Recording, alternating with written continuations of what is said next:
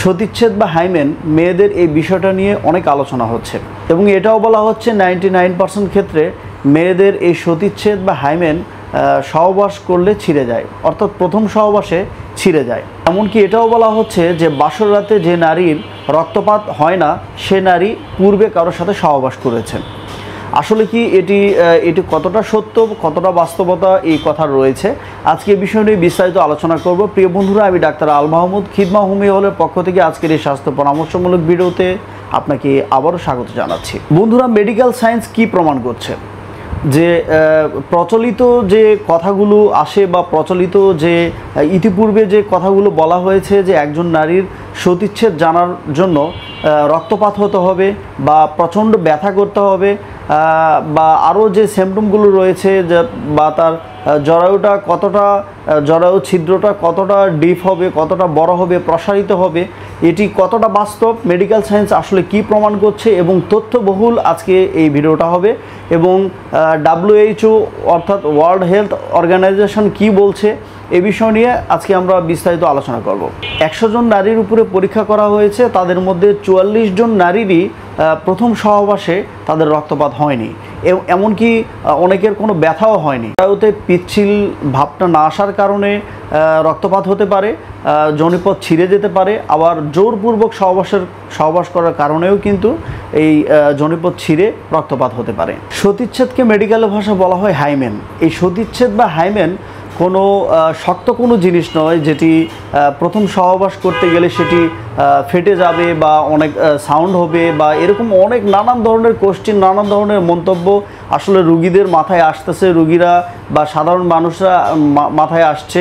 ছেলেমেয়েরা যারা উঠতি বয়স বা যুবক যুবতী হচ্ছে, বিয়ে করবে ভাবছে, নানান প্রশ্ন তাদের মাথায় ঘুরপাক খায়, অনেক সময় আমাদেরকে অনেক কোশ্চেন করে।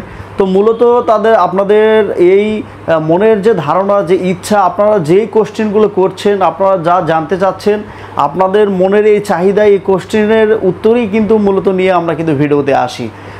এবং আপনারা কি জানতে চাচ্ছেন অবশ্যই ভিডিওর কমেন্টসে জানাবেন। পরবর্তীতে আরও অন্যান্য বিষয়ে কিন্তু আমরা এই বিষয় নিয়ে ভিডিও করব বা আপনার সেই প্রশ্নের উত্তর দিব। তো অনেকে বলেন যে প্রথম সহবাসে এটি কোনো সাউন্ড হবে কি না বা এই সতীচ্ছেদ যখন ফেটে যাবে এটি অনেক শক্ত কোনো ব্যাপার কি না। আসলে হাইমেন বা সতীচ্ছেদ যে বিষয়টা এটি অনেক শক্ত নয়, এটি রাবারের মতো একটি জিনিস, এটি এলাস্টিক বা এরকম রাবারের মতো একটি জিনিস যেটি সংকোচন এবং সম্প্রসারণ হয়ে থাকে, ছোট বড় হয়ে যায় এবং এটি যখন বড় হয় এটি এত বড় হতে পারে, জরায়ুটা এত বড় হতে পারে যে সেখান থেকে গর্ভে যে সন্তান নর্মাল ডেলিভারি হয় বাচ্চা পর্যন্ত বেরিয়ে যেতে পারে, এটি এত বড় হয়ে যেতে পারে। সো বুঝতেই পারছেন এটি কোনো শক্ত জিনিস নয়। আর এই সতীচ্ছেদ বা এই পর্দাটা ছোটোবেলা থেকেই, জন্ম থেকেই কিন্তু একজন মেয়ে বা নারীর তার কিন্তু ছোট একটা ছিদ্র থাকে। এই যে ছিদ্রটা আছে, এই ছিদ্র এই কারণে আছে যে সে তার যখন পিরিয়ড হবে বা মাসিক হবে, মাসিকটা যাতে বের হতে পারে।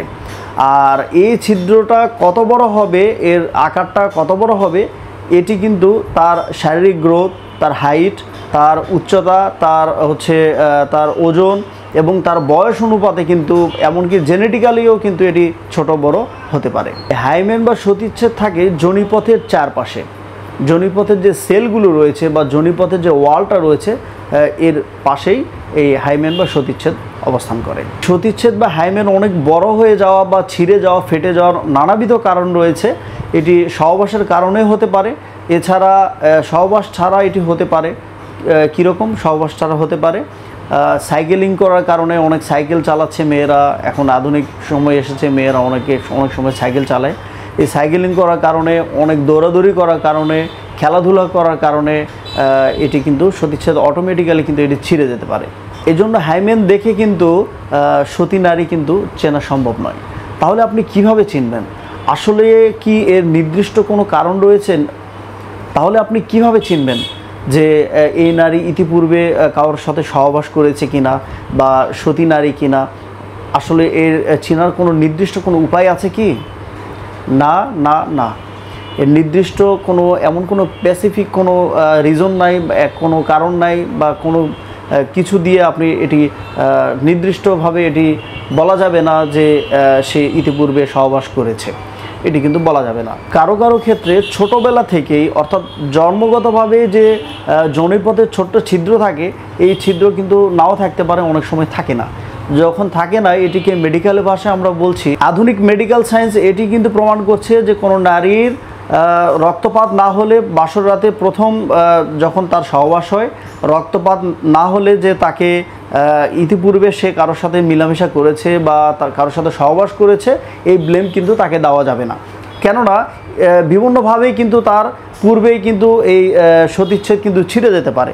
যেমন খেলাধুলা করার কারণে, এই যে বললাম একটু আগে, খেলাধুলা করার কারণে বা সাইকেলিং করার কারণে, দৌড়াদৌড়ি করার কারণে এই সমস্যা কিন্তু দৌড়াদৌড়ি করার কারণে কিন্তু আগে থেকেই এই সতীচ্ছেদ বা হাইমেন কিন্তু তাদের ছিঁড়ে যেতে পারে। সুতরাং আপনি যদি বিবাহ করে থাকেন, আপনার স্ত্রীর যদি এই রক্তপাত না হয়, মোটেও আপনার দুশ্চিন্তার কোনো কারণ। বন্ধুরা, আশা করছি আজকের এই ভিডিওতে আপনি অনেক কিছু জানতে পেরেছেন, বুঝতে পেরেছেন। আশা করছি এই ভিডিওতে অনেক উপকৃত হয়েছেন। পরবর্তীতে এই বিষয় নিয়ে বা আরও অন্যান্য বিষয় নিয়ে যদি জানার আগ্রহ থাকে, অবশ্যই আমাদেরকে কমেন্টস করে জানাবেন। আপনি ভালো থাকুন, সুস্থ থাকুন, দেখতে থাকুন খিদমা হোমি হল ইউটিউব চ্যানেলটি।